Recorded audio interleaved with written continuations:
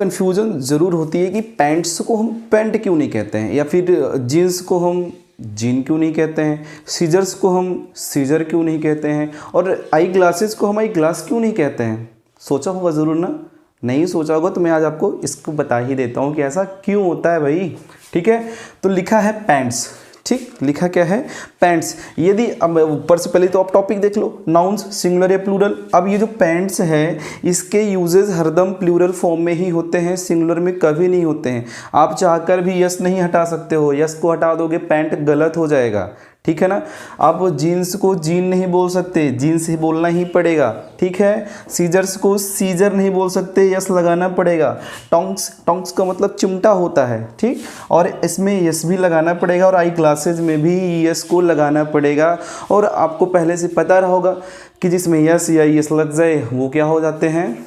Plural हो जाते हैं, और यस को या ईएस को हटा दो वो क्या हो जाते हैं? सिंगुलर हो जाते हैं। लेकिन इनकी केस में बिल्कुल ऐसा नहीं है, सिंगुलर कभी होते ही नहीं है, इनका इस्तेमाल ही हरदम प्लूरल फॉर्म में ही होता है। ठीक है, तो इनका यूज हम हरदम कहाँ करते हैं? प्लूरल फॉर्म में करते हैं। और क्यों करते हैं ये भी बहुत जानना ज़रूरी है, जानना भी तो ज़रूरी है ना कि ऐसा क्यों है।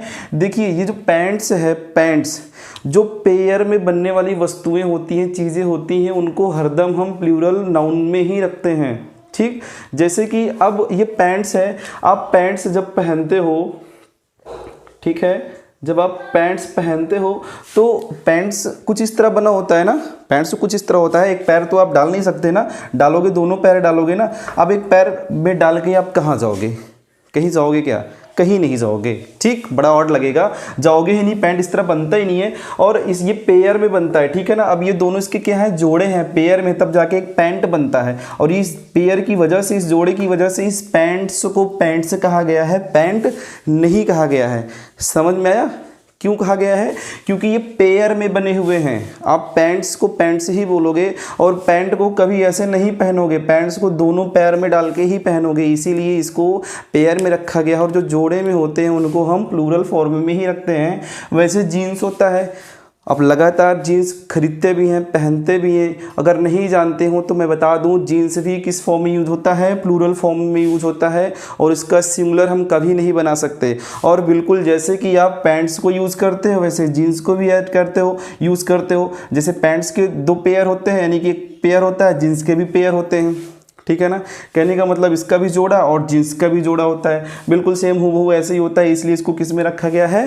प्लूरल में रखा गया है। ओके, मज़ा आ रहा है ना? उसके बाद सीजर्स देख लो। सीजर्स, आप कैंची आपने देखा होगा, कैंची कुछ इस प्रकार बनती है ना, ऐसी ऐसी कैंची बनती है। अब ऐसी तो बनती नहीं है। देखो, कैंची जब हम बनाएंगे, ठीक है ना, कुछ इस प्रकार ही तो बनाएंगे। अब कैंची के एक तरफ रखेंगे तो वो तलवार हो जाएगी।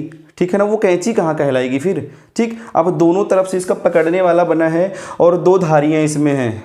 ओके, अब दो धारियों के होने की वजह से ही इसको सीजर्स कहा जाता है, नॉट सीजर।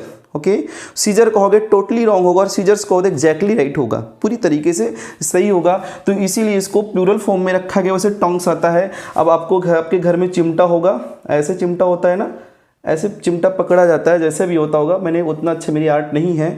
तो जो टोंक्स होता है, चिमटा होता है, वो एक तरह से नहीं होता, दो ऐसे जोड़ों में बना होता है। ऐसे रोटियां सेकते हैं ना, रोटियां ऐसे पकड़ने वाला बना होता है, वो भी पेयर में होता है। वो पेयर में होने की वजह से ही इसको टोंक्स कहा जाता है, नॉट टोंग। ठीक, और वैसे मेरे पास एक चश्मा पड़ा था, मैं दिखाता हूँ।